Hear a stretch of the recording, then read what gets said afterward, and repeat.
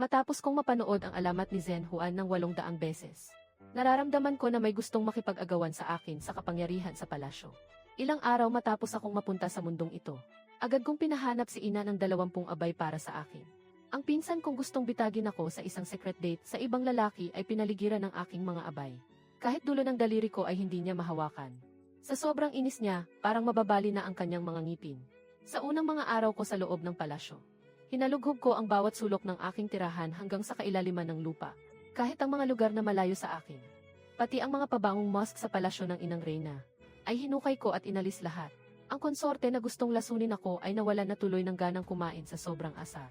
Mula noon, sa loob ng 3 taon sa palasyo, para akong Diyos na walang sinasanto. Nabasa ko na ang bawat galaw at diskarte ng lahat. Hanggang sa dumating ang bida sa nobela, ang itinadhana para sa mahal na hari ay pumasok na sa palasyo. Nagkunwari siyang mahina at dinala ako sa tabi ng lawa. Plano niyang umarte na parang itinulak ko siya, para makuha ang atensyon ng mahal na hari. Habang hawak niya ang kamay ko at akmang tutumbas pa urong. Ang mapagmataas niyang mukha ay biglang nagbago at naguluhan. Sandali, may sapak ka ba sa ulo? Saan ka nakakita ng lawa na ipinintalang? Hindi makapaniwala si Lin Wanyin habang kinakapa ang matigas na buhangin sa ilalim niya. Nasaan ang tubig sa lawang ito? Nag-drain na lahat. Nagtago ako sa likod ng aking mga abay. At kampanting nagpunas ng kamay gamit ang aking panyo. Ang lawa ay ang paboritong lugar para sa mga paninira at frame-up. Kaya bakit ko naman hindi ito tatabunan ng lupa? Pero mukhang hindi masyadong natutuwa ang mahal na hari. Sabi niya, wala pa siyang nakitang palasyo na walang kahit isang lawa. Wala akong magagawa. Kumuha ako ng mamahaling pintor, para unti-unting pintahan ang isang peking lawa sa lupa. Tulala si Lin Wanyin na nakatitig sa buhangin sa sahig ng matagal. Maya-maya, tila nakapagdesisyon na siya sa gagawin niya. Yumakap siya sa sarili, at tumingin sa akin habang lumuluha ang mga mata. Iyong kamahalan, bakit mo naman kailangang? Umiiyak na ang magandang dilat, parang perlas na pumapatak, pero malalim akong napabuntong hininga, at pinutol ang drama niya. Tama na ang arte, hindi darating ang mahal na hari. Simula nang gawin ang peking lawang ito, lagi na siyang umiiwas dito. Para sa akin, mukha naman itong totoo. Hindi ko alam kung bakit hindi niya lang matanggap. Pagkatapos sabihin iyon, inutusan ko ang mga bating at abay na itayo siya. Nagpatawag pa ako ng 8 manggagamot para masigurong maayos ang lagay niya. Nang masigurong walang anumang butas sa plano ko, masigla kong sinimulan ang aking schedule para sa araw na ito. Una sa lahat, hahalugugin ko ang sarili kong palasyo. Pati ang lupa sa mga paso ay kailangang bulatlatin. Ikalawa, hahalugugin ko rin ang palasyo ng mahal na hari, ng Inang Reyna at ng mga konsorte, para masigurong walang nakatagong mosque, o lason, o kahit mga manika ng kulam na tinahi ko mismo. Kahit na para maiwasang ma-frame ako ng iba, hindi naman talaga ako marunong manahi. Pero kailangang laging handa at mapagmatsyag. Tanghali na nang matapos ko ang lahat ng ito. Bumalik ang abay na inutusan kong magbantay kay Lin Wanyin. Binalita niya sa akin na nagkatagpo pa rin si Lin Wanyin at ang mahal na hari. Pero tila ang mahal na hari, sa mukha ni Lin na kamukha ng dati niyang mahal, ay hindi man lang nagpakita ng interes. Sa katunayan, mukhang naiirita pa siya. Litong-lito si Lin Wanyin. Hindi niya maintindihan kung bakit nangyayari ito. Pero ako, alam ko kung bakit. Hahaha, bago pa man ako pumasok sa palasyo, nabalitaan ko nang ang mahal na hari ay may dating minahal na pumanaw na. Sa mundo ng mga drama sa palasyo, ito ang pinakamalaking bawal para sa mahal na hari. Kahit na may 3 bahaging pagkakahawig lang sa kanya, mababaliw na ang mahal na hari. Mababaliw siya sa pag-ibig. Siya ang magiging susi na hindi makokontrol ng sarili. Kaya humanap ako ng 300 babae, nakamukha ng kanyang dakilang pag-ibig para pumasok sa palasyo. Araw-araw, inaayos ko na makatagpo niya ang isa sa kanila. Nang makatagpo niya ang una, tuwang-tuwa ang mahal na hari, at agad siyang ginawang konsorte. Nang makatagpo niya ang ikalawa, tuwang-tuwa pa rin ang mahal na hari, at ginawa rin siyang konsorte. Pero nang makatagpo na niya ang pang-200 at 79, nasuka na ang mahal na hari. Balita ko, pati sa panaginip ay nagmamakaawa siyang tigilan na siya ng dakilang pag-ibig na iyon. Kaya naman, ang pagiging kamukha ni Lin Wanyin sa dakilang pag-ibig ay talo na agad sa simula pa lang. Ngunit ang mga babae sa palasyo ay hindi kailanman sumusuko. Nagpakahirap siyang mag-ensayo ng sayaw ng Jinghong. Balak niyang magningning sa piging ng kaarawan ng mahal na hari. Narinig ko siyang mayabang na sinasabi sa kanyang alalay, na ang sayaw ng Jinghong na ito ay isang obra maestrang nawala na ng 100 taon. Ngayong araw, siguradong makukuha ko ang atensyon ng mahal na hari, at bibihagin ko ang kanyang paningin. Ang sayaw ng Jinghong ay talaga namang mahirap sayawin at matagal nang nawala. Sa dating dinastya, ang iilang mananayaw na marunong nito ay itinuturing na parang mga mamahaling hiyas. At higit pa riyan, Napakaganda ng pangangatawan ni Lin Wanyin. Nang tumayo siya sa gitna ng bulwagan suot ang pulang damit. Tila naglaho ang ningning ng mga kandila sa paligid dahil sa kanyang ganda. Kumakain ako ng butong pakwan habang pinapanood ang kanyang magandang sayaw. Hanggang sa makalimutan ko nang ang kumain sa huli. Pagkatapos ng sayaw, marahan siyang lumapit at nagbigay pugay. Ipakita ang kanyang maputing lieg sa isang kaakit-akit na paraan. Ang kanyang mga mata ay puno ng kumpiyansa. Dahil walang lalaki, ang makakatanggi sa isang babaeng may pambihirang talento. At lalong hindi ang mahal na hari. Ngunit matagal na naghihintay si Lin Wanyin, hindi niya narinig ang tuwang-tuwang boses ng mahal na hari. Nagtataka siyang nag-angat ng tingin. At agad na nagtagpo ang kanyang mga mata sa madilim na tingin ni Ming Sheng. Walang bakas ng katuwaan sa mukha ng mahal na hari. Napakadilim at nakakatakot nito. Ang kanyang boses ay puno ng pagdududa. Ang sayaw ng dating dinastya ay matagal nang nawala. Paano mo nalaman ang sayaw na iyan? Magsalita ka. Ano ang ugnayan mo sa mga rebelde ng dating dinastya? Napaluhod si Lin Wanyin sa sahig. Namumutla ang kanyang mukha. Hindi niya maintindihan kung bakit pagkatapos ng isang sayaw ay paghihinalaan na siyang kampo ng dating dinastya ng mahal na hari. Isinara ko ang aking hawak na nobela. Umingiti ng palihim dahil sa tagumpay. Karaniwan, ang bida sa mga kwento sa palasyo ay laging may espesyal na talento. Maaaring isang sinaunang paraan ng pagbuburda na matagal nang nawala. O kaya naman ay isang kanta. Napakaraming bagay ang maaaring mawala at muling matagpuan. Hindi ko mahulaan kung ano ang gagamitin niya. Kaya minabuti ko ng humanap ng mga tao para sumulat ng 10 kwento tungkol sa mga prinsesang naghihiganti para sa kanilang bumagsak na kaharian. Pagkatapos ay sinuhulan ko ang mga eunuko sa tabi ng mahal na hari para basahin ito sa kanya araw-araw. Halos lahat ng talento ay kasama na sa mga kwentong iyon. Ngunit may isa lang itong pangunahing ideya. Ang sinumang marunong ng mga bagay mula sa dating dinastya ay tiyak na isang espiya o kampo ng kaaway, isang traitor, at isang panganib sa kanyang kapangyarihan. Sa totoo lang, balak ko sanang magsulat ng 100. Pero dahil sadyang mapaghinala ang mahal na hari, sapat na ang 10. Kinalagkat si Lin Wanyin palabas ng mga bantay ng mahal na hari. Bagamat sa huli ay napatunayan na kumupop lang siya ng isang dating mananayaw para lang makuha ang loob ng hari. Tinanggalan pa rin siya ng titulo ng mahal na hari hanggang sa pinakamababang antas. Naging pinakamababang uri ng alipin na lamang siya. Matagal ding nanlumo si Lin Wanyin dahil dito. Nararamdaman niya na parang may kung anong malas sa loob ng palasyong ito na nakabantay sa kanya. Mula nang pumasok siya sa palasyo, lahat ay naging kakatwa at hindi maipaliwanag. Pero ang babaeng sanay sa laro ng palasyo ay mananatiling palaban. Mabilis niyang ibinalik ang kanyang sigla. Nagsimula siyang kumopya ng mga banal na kasulatan. Nagkukunwaring isang debotong mananampalataya. Sinubukan niyang akitin ang inang reyna gamit ang mga alaala nito pero nabigo siya. Sa halip, napagalitan at naparusahan pa siya ng husto. Kaya naman, direkta na niyang nilason ang isipan at dinayo sa higaan ang mahal na hari. Ang buong pangyayari ay pinakinggan ko ng may matinding interes. Panay ang hanga ko sa kanyang diskarte. Hanggang sa makalipas ang 2 buwan, kumalat ang balitang nagdadalang tao na si Lin Wanyin. Alam niyo ba kung ano ang ibig sabihin ng anak sa mundo ng agawan sa palasyo? Ito ang hagdan ng bida para tumaas ang ranggo. Ito ay isang mahalagang sandata para manira at mangjebags. Ito ang malaking pasabog na kayang magpabagsak sa reyna mula sa trono. Sa 100 bida ng mga kwentong palasyo, 99 sa kanila ay umaangat dahil sa panganganak. At sa 100 kwento, 99 na reyna ang napatatalsik dahil napagbintangang pumatay sa anak ng paboritong selosa. Biglang naramdaman ni Lin Wanyin na bida na uli siya. Kahit na ginawa lang siyang tugon ng mahal na hari mula sa pagiging alipin. Pero kung ang dinadala niya ay isang prinsipe, siguradong mag-iba ang timbang ng halaga niya sa isang iglap. Buong gilas at taas noo siyang kumilos. Naghanap siya ng 2 mataas na opisyal na konsorte para humingi ng kampi at proteksyon. Gaya ng inaasahan, pinalayas lang siya. Kaya palihim siyang kumuha ng kaunting musk para sa kanyang balak. Nagpaplano siyang manira at magtanim ng ebidensya. Noong araw na pumunta ako para magbigay ng regalo, ang kanyang mga mata ay nagniningning sa determinasyong lumaban. Parang nakadikit na ang tingin niya sa akin. Pero nanatili akong 10 metro ang layo sa kanya. 12 ng mga abay ang nagsilbing pader sa pagitan namin. Kahit ang pag-uusap ay kailangang ipasa-pasa sa ibang tao. Matapos sumigaw ng ilang beses, napagod na rin siya at parang gusto nang sumuko. Eksakto sa sandaling iyon, nakangiti kong ipinadala ang aking regalo. Nang makita niya ang regalong natatakpan ng pulang tela sa labas ng pinto, biglang kuminang muli ang kanyang mga mata. Tumingin siya sa akin ng may pagpapaawa at puno ng pag-asa. Nagpapasalamat ang iyong lingkod sa inyong kamahalan. Sa mga susunod na araw, ilalagay ko ang regalong ito sa harap ng aking higaan para sambahin gabi-gabi. Sa pagkakataong ito, ako naman ang natigilan. Ha! Ilalagay sa harap ng higaan. Sigurado ka ba? Matatag siyang tumango. Sigurado po ang inyong lingkod. Sige na nga. Hindi ko na siya pinilit pa. Agad kong iniutos na alisin ang pulang tela.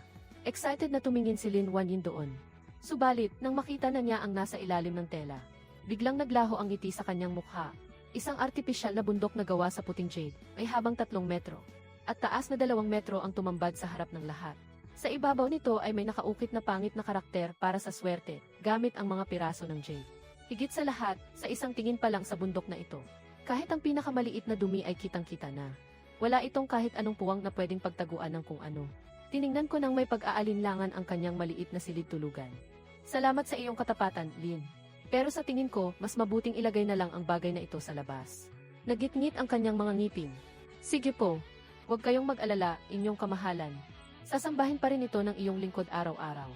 Pwede rin. Hindi naman ako masyadong interesado. Tumalikod ako at nagpatawag ng 10 manggagamot ng palasyo. Pinag-aralan nila ito mula sa aspeto ng medisina, siyensya, at maging sa feng shui. Kung ang bundok bang ito ay may kakayahang maging sanhi ng pagkalaglag ng bata. Ang resulta, syempre, ay wala. Nanggigigil si Lin Wanyin sa galit. Nakatungo siya at parang may binabalak na masama. Sa sandaling iyon, idinikit ko ang aking dila. At sa harap ng lahat, dinilaan ko ang batong palamuti. Sa pagkakataong ito, talagang nanlaki ang kanyang mga mata. Hindi ko siya pinansin. Dinilaan ko ang bawat sulok nito. Habang nakatulala siya sa akin, umiti ako ng bahagya. Nagdadalantaw ang ating konsorte Lin. Kailangang maging maingat sa lahat ng bagay. Ngayong tinikman na ng Reyna ang batong ito, maaari ka nang mapanatag. Pagkatapos nyon, hindi pa ako nakakalayo sa kanyang palasyo nang makarinig ako ng malakas na kalabog. Nahimatay pala si Lin Wanyin dahil sa tindi ng inis. Napakahina naman ng loob niya. Wala akong choice kundi magpadala ng regalo. Dahil ako ang itinuturing na ina ng lahat ng anak sa Hyukung. Pangit naman tingnan kung wala akong ibibigay. At tiyak na magrereklamo ang mahal na hari.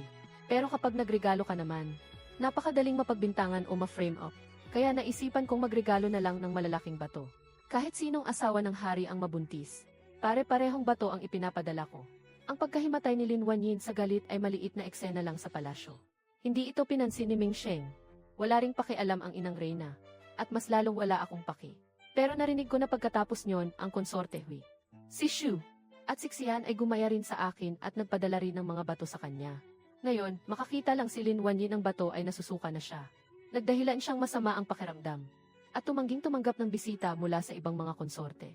Tahimik na lang siyang nagpahinga sa loob ng kanyang silid. Pero alam kong hindi siya basta-basta susuko. Gaya ng inaasahan, nang malapit na siyang manganak, dumating na ang susunod kong pagsubok. Nabalitaan kong nagugutom daw si Lin Wanyin hanggang sa himatayin. Napaaga ang labas ng bata, at biglang nawala ang kanyang komadrona. Pumutok na ang panubigan niya at nag-aagaw buhay na siya. Ayon sa tradisyon ng palasyo, kapag may mga anak na asawa ng hari, ang mahal na hari, ang inang Reyna, at ako mismo ay dapat naroon. Hindi na iba ang sitwasyon ng mga anak si Lin Wanyin. Mabilis kong ipinatawag ang reserbang komadrona na inihanda ko ng maaga. Kumuha rin ako ng 2 pirasong ginseng mula sa inang Reyna para iligtas ang buhay niya. Sa huli, maayos na nakapanganak si Lin Wanyin ng kambal, isang lalaki at isang babae. Ang unang ginawa niya pagkatapos manganak, ay ang lumuhod ng mahina habang karga ang mga bata sa harap ni Ming Sheng at ng inang Reyna. Umiiyak siyang nagsumbong at sinisisi ako. Ang Reyna ay nainggit dahil nagdadalantao ang iyong lingkod. Sinasadya niya akong maltratuhin noong ako ay buntis pa. Ang pagkain galing sa kusina ng hari ay panis na kanin at tinapay lang. Gusto ko sanang magtiis na lang. Ngunit ang komadronang inihanda ng Reyna ngayong araw ay bigla ring nawala noong oras na pinakamahina ako. Malinaw na gusto ng Reyna na mamatay kami ng aking mga anak. Kaunti na lang. Hindi na sana masisilayan ng aking mga anak ang mundong ito. Grabe ang iyak ni Lin Wanyin, parang serye sa gi. Kitang-kita ang pighati. Ang isinilang pa naman niya ay napaka-cute na kambal. Para sa maraming emperador, ang magkaroon ng isang prinsipe ay napakahalaga na. Ano pa kaya at 2 ang ibinigay niya? Isang mapalad na simbolo ng dragon at phoenix para sa hari. Dagdag pa ang mga ulap sa labas, na tinatawag na mga ulap ng magandang swerte. Talagang sagad sa buto ang mga pabor na nakuha niya. Ang mga katulong na dinala ni Lin Wanyin mula sa kanilang pamilya, ay lumuhod din at nakisabay sa kanyang pag-iyak. Sobrang lungkot at kaawa-awa nilang tingnan. Inilabas nila ang mga tirang panis na pagkain, at humahagulgol na inilapag ito sa harap ng mahal na hari. Ikinuwento nila kung gaano naging kahirap ang buhay ni Lin Wanyin nitong mga nakaraang araw. Nagdilim ang mukha ni Ming Sheng, at mas lalong nagdilim ang mukha ng inang Reyna. Nanindig ang balikat ni Lin Wanyin, at walang takot na tumingin sa akin. Mahal na Reyna, mayroon ba kayong gustong ipaliwanag? Umiling lang ako, tungkol sa bagay na ito. Totoong wala akong hawak na ebidensya. Nang makita akong umiling, baka sa mga mata ni Lin Wanyin ang pananabik na mapabagsak ako. Habang karga ang bata, lumuhod siya sa harap ng mahal na hari at ng inang Reyna. At 3 beses na malakas na isinubsob ang ulo sa sahig. Wala nang ibang hinihiling ang inyong lingkod. Doyoy. Kundi ang bigyan ako ng katarungan ng mahal na hari at inang Reyna. Parusahan ang may sala na nagtangkang pumatay sa anak ng inyong lingkod. Hindi mahalaga ang buhay ng inyong lingkod. Ngunit gaano kahalaga ang dugo ng hari. Mahal na Reyna, dapat kayong magbayad para sa ginawa ninyo. Hindi ko napigilang ituro ang aking sarili. Ako ba? Siyempre, nag-aapoy sa galit ang kanyang mga mata. Ngunit sa kaibuturan nito ay ang tuwa dahil nagtagumpay ang kanyang plano. Sa gitna ng kanyang nanlilisik na tingin, tinakpan ko ang aking mukha gamit ang pamaypay. Halos mapunit ang mukha ko sa kakatawa. Kinagat ko ang aking labi para hindi makagawa ng tunog. Tumingala si Lin Wanyin, at muling isinubsob ang ulo ng 2 beses. Tumingin siya sa mahal na hari na parang isang kawawang biktima. Ang pagtatangkang pumatay sa anak ng hari ay isang malaking kasalanan. Mahal na hari, ano po ang nararapat na parusa sa kanya? Sa gitna ng kanyang mapanghinging tingin, bumuka ang bibig ng mahal na hari. Ngunit matagal bago siya nakapagsalita. Hinihilot lang niya ang kanyang sentido ng may pagod. Tiningnan niya si Lin Wanyin. Pagkatapos ay tumingin sa paligid. At nanatiling tahimik ng mahabang sandali. Nagtaka si Lin Wanyin. Nalito si Lin Wanyin. Iniisip ni Lin Wanyin na ang mahal na hari ay nahihirapang parusahan ako dahil sa mabigat na dahilan. Naggitnit ang kanyang ngipin at muling iginiit ang kahalagahan ng prinsipe. Pati na ang kanyang paghihirap noong siya ay nanganganak. Sabi niya, kahit sino pa ang nagtangkang pumatay sa prinsipe ay dapat maparusahan. Walang lingkod ang dapat kumampi sa isang kriminal. Sa huli, ang inang Reyna ang unang nagsalita. Tumingin siya sa langit, tumingin sa lupa. At sa huli, pagkatapos ng mahabang katahimikan, ay napabuntong hininga na lang. Ang ibig mo bang sabihin ay mahal ko ang aking apo? At gusto mong parusahan ako? Ang galit sa mukha ni Lin Wanyin ay napalitan ng pagkalito. Ano po? Ang gusto ko pong parusahan ay ang Reyna. Tiningnan siya ng inang Reyna ng may panghihina. Mula noong ikaw ay nagdalang tao. Ang iyong pagkain. Hanggang sa kumadronang nagpaanak sa iyo. Lahat ng iyon ay personal kong pinamahalaan. Ganoon din sa lahat ng mga prinsipe sa palasyo. Ang Reyna, maliban sa pagbibigay ng batong iyon, ay wala nang ibang ginawa. Ang Reyna ay may sakit. Nandidiri siya at nagkakapantal kapag nakakakita ng buntis. Nagsusuka, nangangatog, bumubula ang bibig. Ngunit ang Reyna ay ang ina ng bansa, para mapanatili ang dangal ng pamilya ng hari. Ang bagay na ito ay hindi sinabi kaninuman. Kahit ang maraming konsorte sa palasyo ay hindi ito alam. Kaya ako na lang ang nag-asikaso sa lahat ng buntis sa palasyo. Ang kumadrona ay tauhan ko. At ang pagkain mo araw-araw ay personal kong sinuri. Kung totoo ang mga paratang na iyan. Kung ganoon, ang tanging may gawa nito ay ako. Namutla ang mukha ni Lin Wanyin. Para siyang nakakita ng multo. Ibukan niya ang kanyang bibig. Ang iyong lingkod. Hindi po ito ang ibig sabihin ng inyong lingkod. Maaaring nagkamali lang ng akala ang inyong lingkod. Dahil ito ay tungkol sa anak ng hari, masyado lang pong kinabahan ang inyong lingkod. Hindi na kumibo ang inang Reyna. Iwinagayway lang niya ang kanyang kamay ng may pagkapagod. Agad siyang naghandang bumalik sa kanyang palasyo. Tumayo si Lin Wanyin. Nagmadali siyang humabol ng ilang hakbang. Sinubukan niyang iharap ang batang umiiyak ng malakas sa inang Reyna. Inang Reyna, ito po ang inyong apo. Pakinggan niyo po, gusto nilang magpakalong sa kanilang lola. Kahit na nagkaroon nga ng ilang hindi pagkakaintindihan ang inyong lingkod. Ngunit ang batang ito ay tunay na dugot pawis ng maharlikang angkan. Ito po ang inyong tunay na apo. Ang mga salitang ito ay hindi nakapigil sa inang Reyna. Sa halip, nang marinig ito ng inang Reyna, tila lalong naging mabuway ang kanyang tindig. Namumutla ang mukha ni Lin Wanyin habang lumuluhang tumingin sa mahal na hari. Mahal na hari, kahit wala pong karangalan ang inyong lingkod, naghirap naman po ako. Kayo po, ngunit wala ring balak ang mahal na hari na kumalong. Iwinagayway niya ang kanyang kamay. Matamlay niyang tinawag ang ilang yaya. Tama na. Dalhin ang ika-34 na prinsipe at ika-28 na prinsesa sa paaralan ng mga prinsipe. Ano? Anong klaseng eksena ito?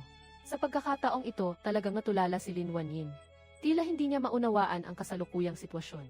Nanlalaki ang kanyang mga mata sa gulat. Kahit ang batang karga niya ay kinuha na ng yaya, hindi pa rin siya nakakareact. Bumubulong sa sarili.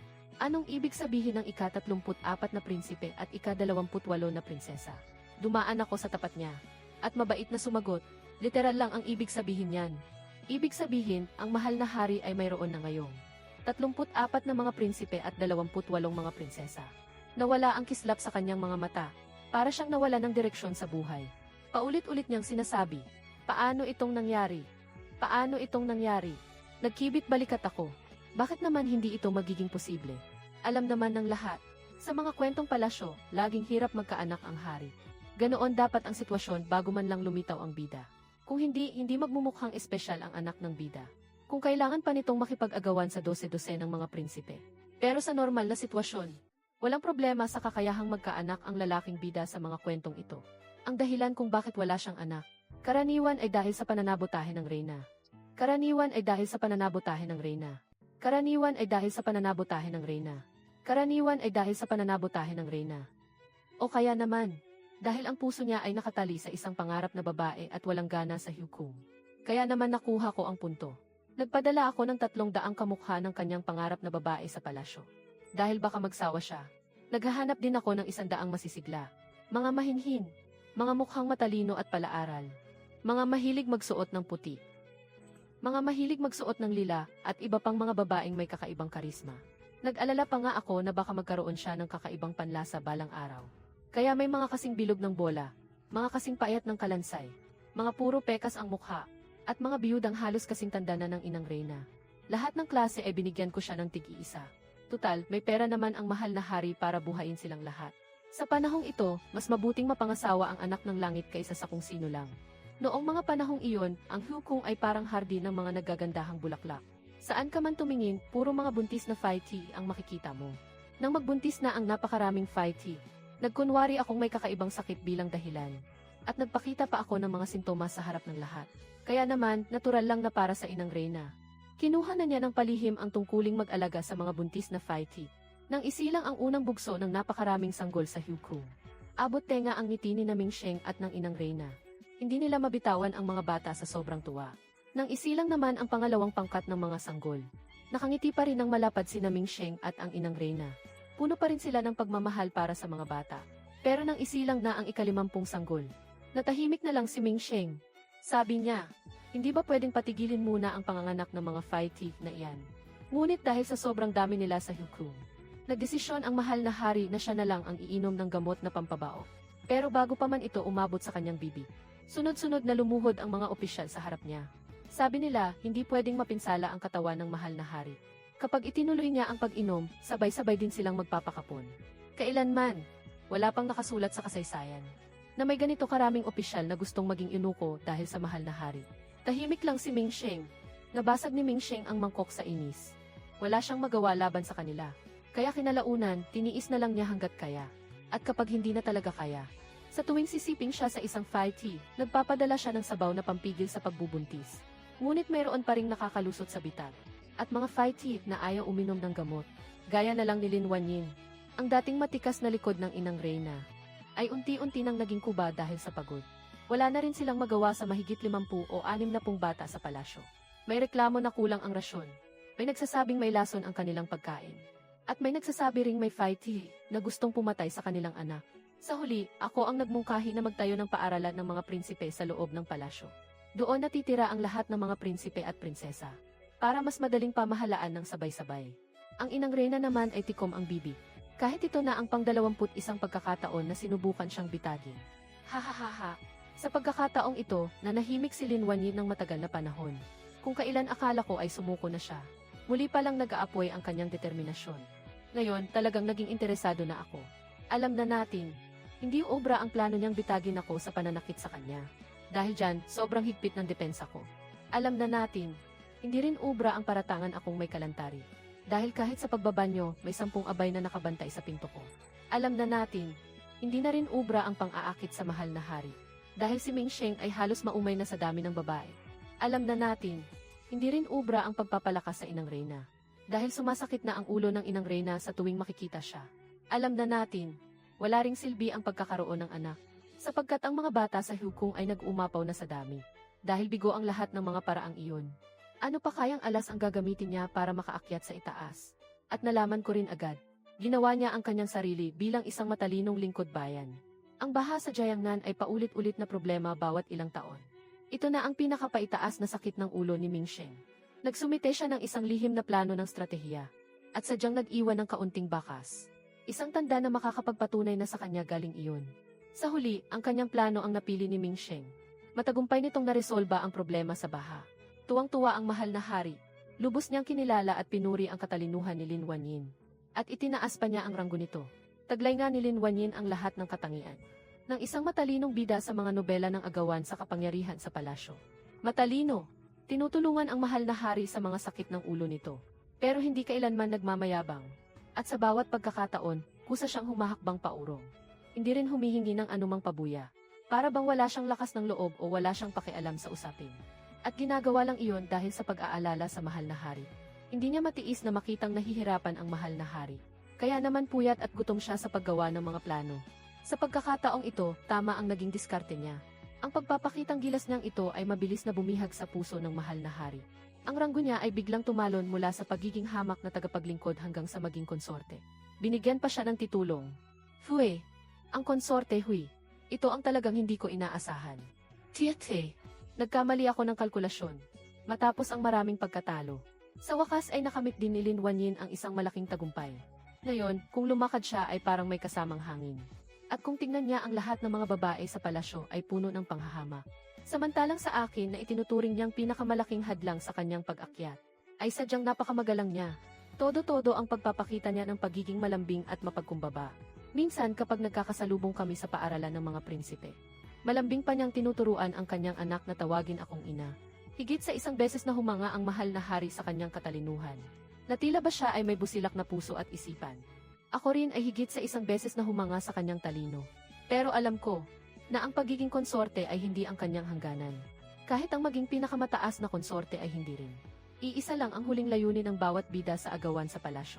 At iyon ay ang kinaupuan ko ngayon ang trono ng reyna. Hanggat hindi ako sumusuko, hindi siya hihinto. Alam kong nagbago na ang paraan niya ng paglaban sa akin. Ang nangyayari sa loob ng palasyo at sa labas ng korte ay magkaugnay. Alam niyang wala ng silbi ang mga pakikipag-away sa loob ng palasyo. Kaya balak niyang gumawa ng milagro sa labas, sa politika ng korte. Gaya ng alam ng lahat, ang bawat reyna sa mga kwento ng palasyo ay laging nagmumula sa isang makapangyarihang pamilya. Hindi rin ako naiiba. Ang kuya ko ay isang dakilang general. Ang reputasyon nila sa mga mamamayan ay napakataas. Masasabing ang kanilang kapangyarihan ay nagbabanta na sa mismong hari. Kaya naman natatakot ako na baka pagdudahan ng mahal na hari ang pamilya ko. Kaya hindi ako nangangahas na makialam sa anumang usapin sa korte. Kung gagamitin ni Lin Wanyin ang politika sa korte para pabagsakin ako, mahihirapan akong lumaban. Masyadong limitado ang galaw ko pagdating sa labas ng palasyo. Wala akong sapat na espasyo para dumiskarte. Lalo na, ang karaniwang sakit ng mga hari ay ang paghihinala sa bawat general. Hawak ng pamilya namin ang napakaraming kapangyarihang militar. Halatang halata na matagal na niyang gustong kumilos laban sa amin. Si Lin Wanyin naman parang nagbigay ng unan sa taong gustong matulog. Sakto ang dating, nakipag-alyansa siya sa mahal na hari. Lihim nilang hinarang ang mga suplay ng pagkain na papunta sa hangganan. At naghanap pa ng dahilan para ipitin ang sahod ng mga sundalo. Kasagsagan pa naman ng taglamig, walang pera at walang pagkain sa harap ng labanan. Biglang naging dehado ang sitwasyon. Kasabay nito, muling sumalakay ang mga Turko. Malalakas ang kanilang hukbo at busog na busog ang kanilang mga kabayo. Habang ang mga sundalo sa hangganan ay isang buwan nang hindi nakakatanggap ng rasyon. Ang mas nakakagalit pa, hindi alam kung sino ang naglantad ng plano ng depensa sa hangganan. Sa labanang iyon, natalo ang ama ko. Nawalan pa kami ng 3 lungsod. Ang pagkawala ng lungsod sa ilalim ng isang general ay isang napakabigat na kasalanan. Ginamit ito ng mahal na hari bilang dahilan para pauwiin ang ama at kuya ko sa kabisera. At hindi sila pinayagang magsama ng kahit isang sundalo. Kahit sino ay alam kung ano ang ibig sabihin nito. Mukhang tapos na ang maliligayang araw ng tatay ko. Ikinulong ako ng mahal na hari sa aking silid, kaya hindi ako mapakali sa sobrang pag-aalala. Pagkalipas ng 2 taon, sa wakas, muling rumesbak ang mapang-asar ng ngiti sa mukha ni Lin Wanyin. Nakasuot siya ng damit na mas magarbo pa kaysa sa nararapat para sa isang konsorte. Pumasok siya sa aking palasyo ng mailabis na kumpiyansa. Mahal na reyna, bihira lang kitang makitang ganyan, mukhang losyang kayata. Naaalala pa ng iyong lingkod noon. Napakayabang nyo, akala nyo kung sino kayo. Na tila ba kahit anong gawin ko ay wala ring silbi sa paningin nyo. Pero tingnan mo ngayon, ano sa tingin nyo? Maililigtas mo pa kaya ang buhay ng tatay mo at ng 2 mong kuya? Hulaan mo, mahahati kaya sila sa gitna o papatawan ng mas malupit pang parusa? Huwag kang mag-alala. Kapag dumating na ang oras, detalyado kong ikukwento sa iyo ang bawat paghihirap ng tatay at mga kuya mo. Walang labis, walang kulang. Ilang araw na puro dahon ng gulay at sabaw na parang tubig lang ang kinakain ko. Medyo nanghihina na ang katawan ko. Tiningnan ko siya ng masama habang namumutla ang aking mukha. Wala akong sinabi kahit isang salita. Umalis siya ng mayabang, parang tandang nananalo sa sabong. Noong araw na bumalik ang tatay ko, lalo pa siyang lumabis sa kanyang limitasyon sa palasyo. Sinuot niya ang damit reyna na dapat ay para sa akin at naghintay sa harap ng tarangkahan ng lungsod. Nagpadala pa siya ng abay para report sa akin ang bawat nangyayari. Ang lahat ay handang-handa na sa mangyayari. Lalong-lalo na ang mahal na hari na hindi mapigilan ang sobrang tuwa. Pero, ang tatay ko, hindi siya babalik ng ganoon lang. Sa kahit anong nobela ng alamat ni Zen Juan o mga kwentong Kung Efi, walang general na ipinatawag ng hari ng mag-isa ang nakaligtas ng buhay sa huli. May bitbit na 150,000 hukbo ang tatay ko. Napakataas ng kanyang dangal at hawak niya ang puso ng mamamayan. Ang tanging dahilan kung bakit siya babalik, ay dahil sa katapatan niya sa pagiging hari, at dahil na rin sa pagmamahal niya sa akin na ginawa nilang bihag. Pero bilang bihag, kaya ko namang protektahan ang sarili ko. Ang tanging problema ay ang kanyang bulag na katapatan sa hari. Dahil may utang na loob siya sa yumaong tayong hari noon. Kaya naman, ang tatay ko ay sobra kong maging tapat. Isang matandang napakatigas ng ulo. Para sa utang na loob sa yumaong tayong hari. Handa siyang mamatay para sa kasalukuyang hari. Kaya sinabi ko sa kanya na ang kasalukuyang hari ay hindi naman talaga kadugo ng yumaong tayong hari. Isa lang siyang peke.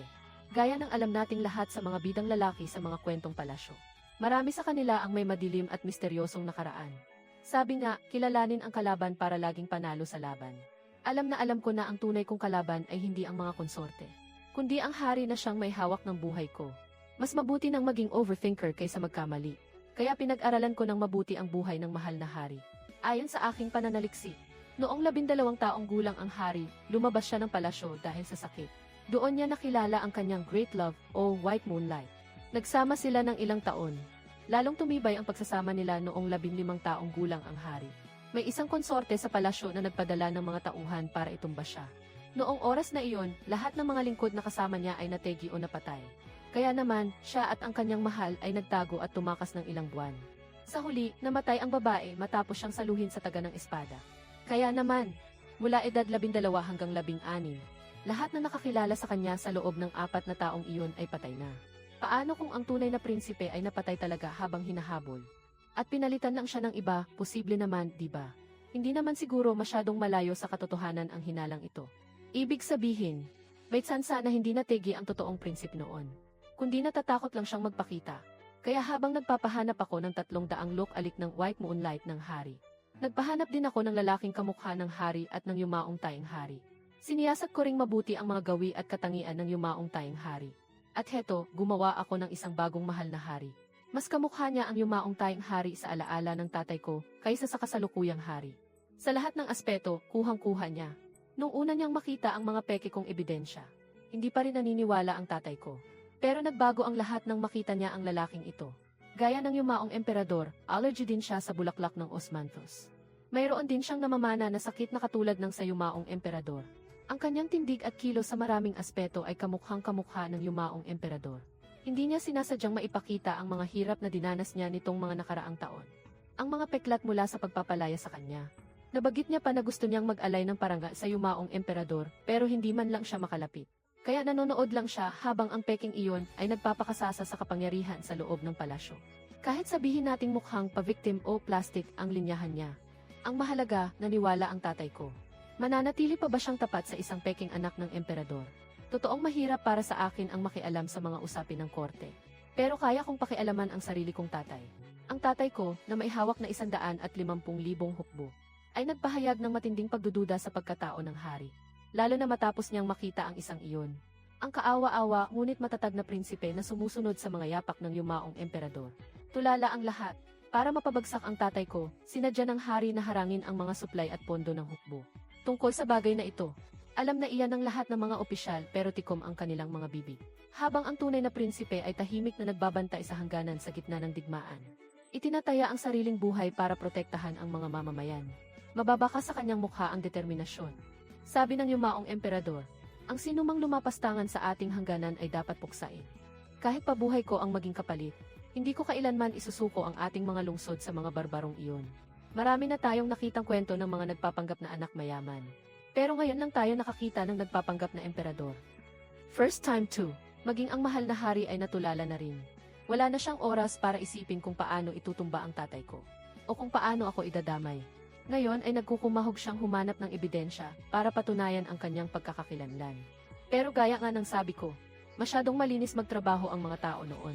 At kung may nakaligtas man na ebidensya, siniguro ko nang mawawala rin sila ng tuluyan. Kung makakahanap pa siya ng ebidensya, para ko na ring binaliwala ang 800 beses kong panonood ng alamat ni Zen Juan. Gaya nga ng kasabihan, dapat patayin ang ahas sa pamamagitan ng pagpalo sa kanyang 7 inches. Ang tanging dahilan kung bakit niya nagagawang kwestiyonin at kamuhian ang tatay ko, na kesyo masyado raw malakas ang impluensya nito, ay dahil siya ang itinuturing na Panginoon. Pero ngayong hindi na niya mapatunayan na siya ang legal na tagapagmana. Hindi ba't nakakatawa ang sitwasyon?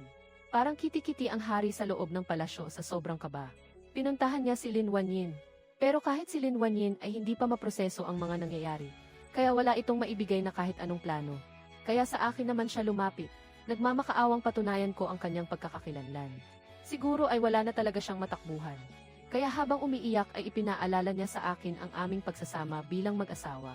Gusto niyang antigin ang puso ko para tumestigo ako para sa kanya. Para pa nga mapasaya ako. Sa loob lang ng isang gabi ay binagsak niya ng tuluyan si Lin Wanyin sa pinakamababang pwesto.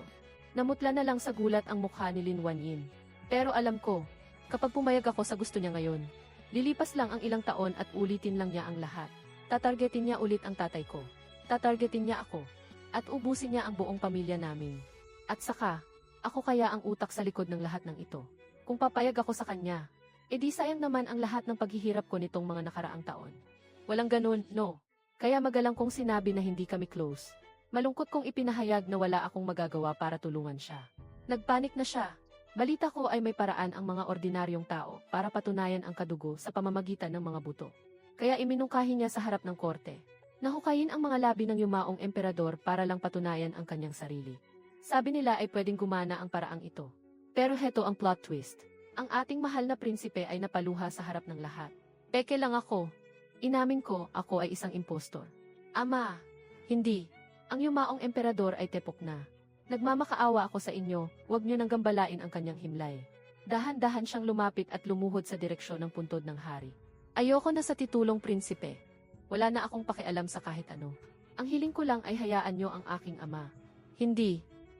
Hayaan niyo ang yumaong emperador na mamahinga ng payapa. Mas mabuti pang ako na lang ang madigidigi. Kaysa galawin niyo ang mga labi ng yumaong emperador. Ang isa ay desperadong patunayan ang kanyang pagkatao. Kahit pa kailangang hukayin ang buto ng sariling ama. Samantalang ang isa, mas piniling iwan ang posisyon. Para lang maprotektahan ang katahimikan ng yumaong emperador. Dito pa lang, alam na kung sino ang mas may dangal. Hindi man lang nagtagal ang tuwa ni Ming Sheng nang marinig na peke ang kalaban. Nang marinig ang kasunod na sinabi, parang gusto na lang din niyang lumuhod at sumuko. Sa pagkakataong ito, siya na ang totoong hindi makapangatwiran. Parang sasabog na ang ulo niya sa tindi ng stress. Sa sandaling iyon, may bumatiko sa daan-daang asawa niya sa loob ng palasyo. May nakapansin din sa mahigit 60 anak niya. Sinumbatan nila siya na ang pamumuhay niya ay masyadong magarbo at puno ng kasamaan. Wala siyang delikadeza. Ang yumaong emperador ay kakaunti lang ang asawa. Kakaunti lang din ang mga anak. Bakit pagdating sa kanya, parang nagkaroon ng biglaang mutation ng genes? Hindi na talaga makadepensa ang mahal na hari. Sa wakas, naalala rin ng mahal na hari na nakatira pa sa palasyo ang kanyang tunay na ina. Nagpasya siyang magsagawa ng blood test sa harap ng lahat. Pagkatapos, nilagyan ko ng mantika ang tubig. Napatunga nga si Inang Reyna nang makitang hindi naghalo ang 2 patak ng dugo. Tulala siya. Nagdududa siyang tumingin sa mahal na hari. At tumingin uli sa kaawa-awang prinsipe na puno ng sugat ang katawan. Bigla siyang napasigaw at dramatic na nahimatay. Ang lahat ng atensyon ay napunta kay Inang Reyna. Hindi na nagkaroon ng pangalawang pagkakataon si Ming Sheng para sa blood test. Sadyang ganyan ang buhay kapag malas ka, sunod-sunod na. Sa pagkakataong ito, may nangyari pang mas malala. Biglang nakisawsaw ang mga Turko, ang kaaway ng imperyo sa loob ng 100 taon. Sabi nila, ang emperador ay espiyang ipinadala nila. Sinabi nilang ibinigay ng emperador ang plano ng depensa sa nagdaang digmaan. Siyempre naman, ginawa lang nila iyon para mas lalong gumulo ang sitwasyon. At para makigulo sa eksena. Pero ang mga opisyal, naniwala silang lahat. Bakit naman itatraidor ng isang emperador ang sarili niyang mga sundalo? Anong dahilan niya? Gusto sana niyang sabihin na ginawa niya iyon para idiin ang tatay ko. Para mabawi ang kapangyarihan sa hukbo. Pero kapag sinabi niya iyon, talo pa rin siya sa katwiran. Sa isang kisap mata, bigla niyang naalala na si Lin Wanyin ang nagmungkahi ng bulok na ideyang ito. Siyempre, hindi niya sisisihin ang sarili niya na nag-utos at gumawa nito. Ibabato niya ang lahat ng sisi kay Lin Wanyin. Ipinahuli niya si Lin Wanyin. Sinabi niya sa mga opisyal na ang lahat ay panunulsol lang ni Lin Wanyin. Isa siyang traidor na espiya. Magpapakitang gilas siya ng hustisya kahit pamilya pa. Ipapapatay niya si Lin Wanyin kasama ang anak nitong bunga ng kasalanan. Si Lin Wanyin mula sa langit ay nahulog sa lupa. At ngayon, mula sa lupa ay diretso na sa impyerno. Sa pagkakataong ito, wala na siyang lakas na lumaban pa. Alam niyang hindi na siya makakatakas sa kamatayan ngayong araw. Kaya tumawa siya ng malakas at inaming siya nga ay isang espiya. Ngunit kasabay nito, idiniin niya rin ang mahal na hari. Sinabi niyang kasabwat niya ang mahal na hari. Kung hindi, bakit susundin ng hari ang mga sinabi niya? Para hiyain ang general at ang sarili nitong mga sundalo. Nakita na ng lahat ang totoo. Muntik na nga siyang maging reyna noon, di ba? Halos mapatalon sa gulat ang mahal na hari. Itinuturo ang daliri sa ilong ni Lin Wanyin. Hindi ako yan. Huwag kang gumagawa ng kwento. Tiningnan siya ni Lin Wanyin nang may matinding pait at pighati. Bigla itong humalakhak ng malakas. Lahat ng iyon ay mag-isa kong ginawa. Ming Sheng, ako. Para sa iyo, huwag kang mag-alala. Habang buhay kitang poprotektahan. Pagkatapos magsalita, walang pag-aalinlangan niyang ibinanday ang kanyang ulo sa poste at namatay. Nag-iwan lamang ng kalat at dugo sa sahig at ang mahal na hari, lalong hindi na malinis ng mahal na hari ang kanyang pangalan. Direktang nagdala ang tatay ko ng 150,000 hukbo. Para pagbayarin ang mahal na hari na ito na may kaduda-dudang pinagmulan. Bumaba sa trono. Halos sumabog siya sa galit, pero sa harap ng 150,000 hukbo, wala siyang kakayahang lumaban o pumalag man lang. Matapos ang mahabang pag-iisip, nagdesisyon siyang magpakamatay para patunayan ang kanyang dangal. Siyempre, hindi totoong pagpapakamatay yun. Uminom siya ng lason, pero nag-iwan siya ng lunas sa kanyang pinagkakatiwalaang tauhan. Hinihintay lang niyang mag-agaw buhay para patunayan ang kanyang pagkatao, bago inumin ang lunas. Subalit, pinalitan ko ang kanyang lason. At dahil baka hindi pa sigurado, pinalitan ko rin ang kanyang lunas. Sa madaling salita, walang tama sa dalawang bagay na hawak niya. Ang isa pa ay matinding lason din. Kaya ayon, tuluyan na siyang nategi. Bago malagutan ng hininga, hindi siya makapaniwalang tumingin sa bote ng gamot. Ang lunas ko. Sino ang nagpalit ng lunas ko? Ayaw pa mamatay ng haring ito. Ang huling dalawang pangungusap niya ay naging dahilan para magmukhang joke ang sakripisyo niya para sa dangal. Ngayon, lahat ay litong-lito pa rin kung sino ang tunay na mahal na hari. Ang buhay na prinsipe ay nagsabi na wala rin siyang interes na maging hari. Bumalik lang siya para makapag-alay ng parangal sa yumaong hari. Mabuti pang humanap na lang ng ibang anak ng yumaong hari na may tamang dugo. At isang bata mula sa harian ang paupuin sa trono. Kahit paano, ang batang iyon ay tunay na kadugo ng yumaong hari. Kaya naman, sa rekomendasyon ng aking ama, naging inang reyna ako, at nagsimulang magpalaki sa batang hari. Ang mga dating konsorte at asawa sa palasyo. Binigyan ko ng malaking halaga at pinayagang lisanin ang palasyo. Kusa silang pumasok sa palasyo noon. Kaya ngayon, nasa kanila na ang desisyon kung aalis sila. Tungkol sa mga bata, ipinadala ko sila sa malalayong lugar. Walang kasalanan ang mga paslit. Lalaki silang payapa at ligtas. Pero bilang mga ordinaryong tao na lamang. Ang dating inang reyna naman ay pumasok sa monasteryo. Nagdadalamhati siya para sa yumaong hari. Pero hindi rin niya mawari kung sino sa kanila ang tunay niyang anak. Kaya nagpasya siyang iwanan na ang lahat ng makamundong ugnayan. At pinalitan ang kanyang pangalan sa Muchaw. Sa huli, ang tatay ko kasama ang dalawa kong kapatid ay bumalik na sa hangganan ng bansa. Sa pagkakataong ito, maisapat na silang rasyon at armas. Tinalo nila ang mga Turko ng lubos. At matagumpay na nabawi ang mga lungsod na dati ay sa atin. Sa gitna ng mga pagdiriwang, habang karga ko ang batang hari, na ang tanging nasa isip ay kumain ng kakanin, na pabuntong hininga na lang ako. Heto na naman tayo. Kailangan ko na namang maging yaya nito.